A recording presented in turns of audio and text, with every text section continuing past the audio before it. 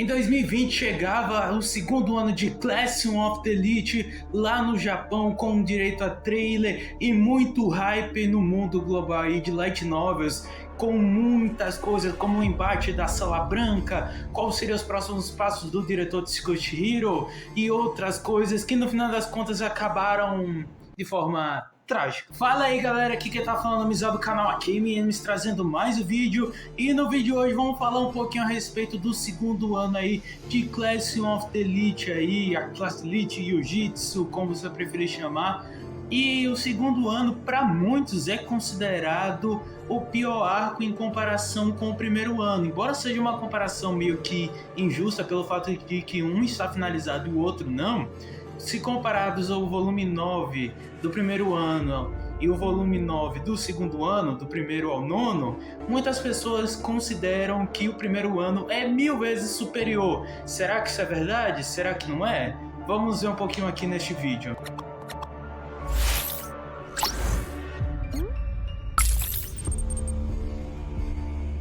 Vale lembrar que nem tudo é novidade, muitas pessoas relatam muitos problemas em Classroom of the Elite segundo ano, mas a verdade é que nem tudo é exclusividade do segundo ano.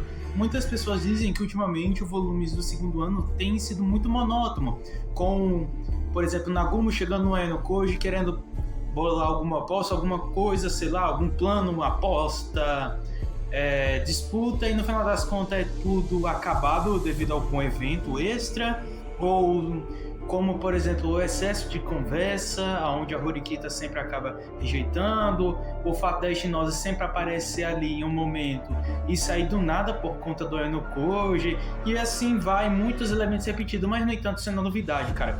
Pra quem acompanhou ali do volume 6 ao volume 10 ali mais ou menos, deve saber que do 6 ao 10, tirando o 11 um pouquinho, já que nós não tivemos um exame próprio no volume 7, sabemos que do volume 6 ao 10 teve quase que a mesma estrutura. Qual é? Basicamente o volume começa com a classe comemorando ou ficando frustrada por perda de pontos, aí um exame é anunciado, eles ficam tentando descobrir qual é a brecha desse exame, aí estoura alguma bomba, no caso teve do passado da Ishinose. Também tivemos alguns segredos aí do pessoal do segundo ano, já também tivemos aí a possível perda de pontos, e assim vai indo, cara, uma desculpa atrás da outra, o Koenji que não quer contribuir, e assim vai, sabe, estoura alguma bomba que eles têm que resolver no meio desse turbilhão de coisas, e aí em algum momento, tudo parece perdido, sabe? Tudo parece perdido, meu Deus, agora não tem mais solução. E aí algum personagem faz alguma ação muito aleatória, meio anormal,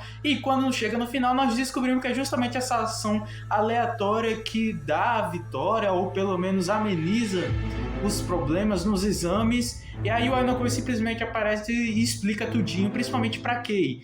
Basicamente, eu acabei de resumir basicamente os episódios finais aí da segunda temporada de Classroom of the Elite, cara. Então, enredo repetitivo, cara, é algo muito comum.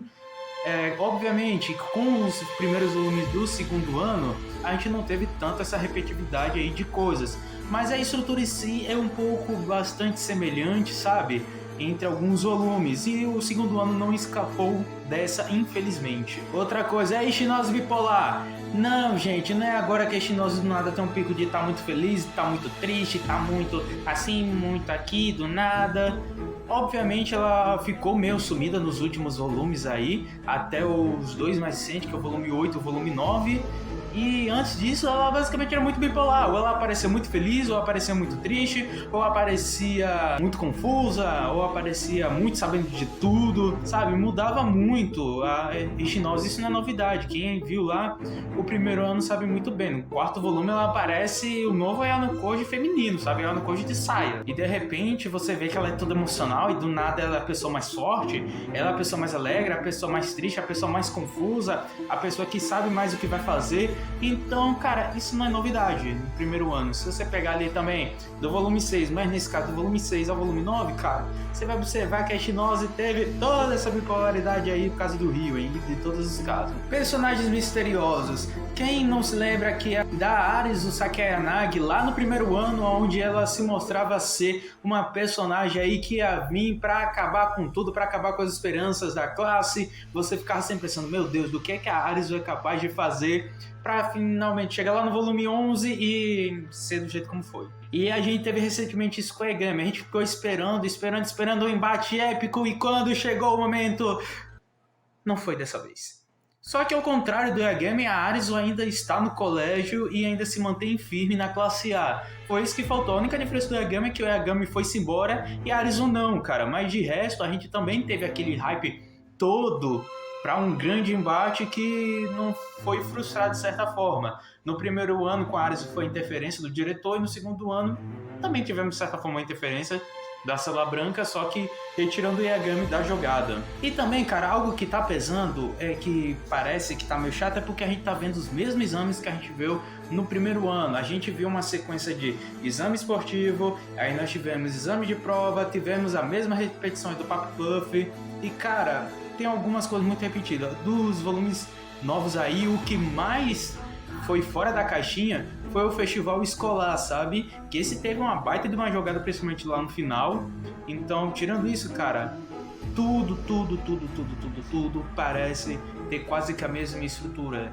Exame do Arilha, exame esportivo, exame de provas e assim vai, cara. E isso tem contribuído muito para parecer que é mais do mesmo, sabe? Não dá aquela sensação, meu Deus, estamos no segundo ano. Mas agora falando especificamente sobre os erros do segundo ano, que isso aí é exclusividade do segundo ano, eu tenho como primeiro ponto o excesso de desenvolvimento de personagens. Se você observou, da ilha pra cá, você quase não vê exame, cara. Sim, no exame da ilha nós tivemos 2 volumes para falar especificamente desse exame. Em compensação, os últimos volumes deixa para mostrar os exames no último capítulo, nos últimos 2 capítulos, simplesmente porque eles passam os outros capítulos não pensando na construção do exame, mas sim em todo o desenvolvimento do personagem.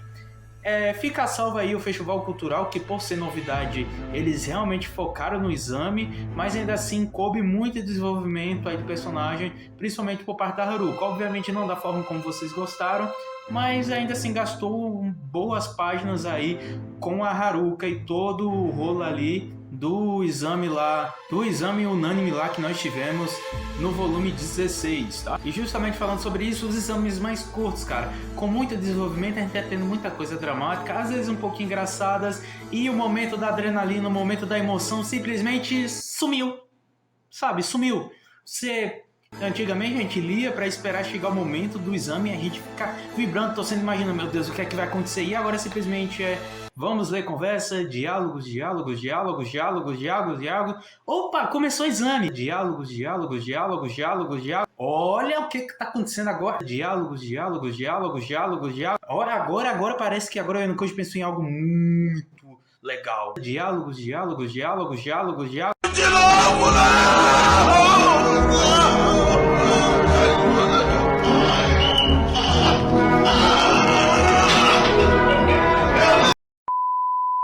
outra coisa que tem feito muita diferença é a mudança abrupta do volume 16 para os anteriores. Enquanto os anteriores parecia focar muito entre a Yono Koji e a Sala Branca, os últimos volumes realmente têm se focado em desenvolvimento de personagem. Então toda aquela adrenalina de saber, meu Deus, será que vão expulsar a Yono Koji nesse volume? Será que vão fazer alguma atrocidade? Não temos nos volumes atuais, simplesmente vamos ouvir diálogos, sabe? Então isso tá aí, outra coisa que foi mudança. Você tinha muita adrenalina, agora você tem pouca adrenalina. Então isso meio que gerou um hype lá com o anúncio do segundo ano. A gente esperava muita participação da Sala Branca e ultimamente a gente tem visto pouca participação da Sala Branca. Obviamente nós temos o Mistérios agora envolvendo o Ishigami, mas por enquanto, pelo que a gente saiba, a Sala Branca não está fazendo muito movimentos. Então gerou aquele hype de Sala Branca contra o Yono Koji e agora nós temos nada da Sala Branca, principalmente depois aí agora que Yagami foi-se embora. Mas não se preocupem, pois Isso provavelmente deve ser preparação de terreno para o terceiro ano. Aí você me pergunta, ué, como assim, Mizel? Como assim está preparando terreno? Vale lembrar que o segundo ano vai ser maior do que o primeiro ano. Isso já foi dito no pós-fácil, agora que eu não me lembro qual foi o volume. E simplesmente, cara, a gente não precisa ter essa peça. A gente não vai ter 11 volumes principais no segundo ano. A gente vai ter mais. Então o desenvolvimento ele vai ser um pouquinho maior. Então vamos ter mais tempo aí com o segundo ano. Então ele provavelmente está preparando o terreno aí para o que vai vir no futuro. Aí você pergunta o que? Terceiro ano? Não necessariamente, pois nós teremos agora o final do embate do terceiro ano aí. Porque, como a gente já visto, o Kiriyama, no último volume, fez uma ação que poucos provavelmente imaginavam. Eu tava fazendo um roteiro de vídeo, eu imaginei que o Kiriyama poderia ter feito algo a respeito daquele negócio lá com a Kiryuin. Mas muita gente não imaginava. Então, será que alguns vão partir para o ataque em busca dos pontos, em busca da aprovação do Nagumo, cara? É essa pergunta que fica. Então, vamos ter provavelmente um foco no embate aí do terceiro ano para ficar resolvido e não se dizer assim, ai meu Deus, Nagumo só veio só para ficar enchendo linguiça. Não, nós vamos ter finalmente um embate do terceiro ano que a gente não vê aí basicamente desde que volume 8 do primeiro ano, talvez. E focando no embate do terceiro ano, nós teremos agora o embate do segundo ano das classes do Ainokoji, Horikita, da Ishinose, da Arizo, pro terceiro ano. Vale lembrar que foi dito pelo Nagumo que normalmente tudo se está resolvido até o final do segundo ano. E isso não parece que vai acontecer. Então acho que ele quer deixar todas as emoções para o terceiro ano. E com isso também deixar todas as ideias de exames novos para o terceiro ano, porque, cara, haja cabeça para ficar pensando em exames novos para o segundo ano e do terceiro ano, principalmente agora o segundo ano que vai ser maior do que o primeiro ano. Então, cara, ele tem que guardar o máximo de ideias possíveis para o terceiro ano. Então a gente pode esperar um terceiro ano maior. O que eu diria é que o segundo ano tem sido tratado como da segunda metade para cá como um ano de sacrifício para o grande estopim da obra. Então é isso, cara. Vale lembrar que o Kinugasa é um ser humano, tá? Ele pode errar, cometer furos de roteiro, ter ideias que ninguém vai gostar ou que poucas pessoas irão gostar, que vai gerar controvérsias. Ele também tem um ritmo aí de escrita, cara, muito alto perto de outros autores. Enquanto muitos autores se escrevessem 3 volumes por ano e ia pedir 7 anos de hiato, ele tá nessa vibe aí de 3 volumes por ano desde 2015, cara. Desde 2015. Sabe o que é você passar quase 10 anos escrevendo quase que todos os dias? Basicamente, o mais fácil de todos os volumes eram basicamente sobre meu dedo está doendo, minha coluna está doendo. E a gente, cara, tem essa preocupação de saúde. Ele falou no volume mais recente que ficou gripado, que isso meio que fez ele ter que se apressar. Fora a preguiça, né? Ele perdeu o ritmo, ficou mais preguiçoso e teve que correr atrás.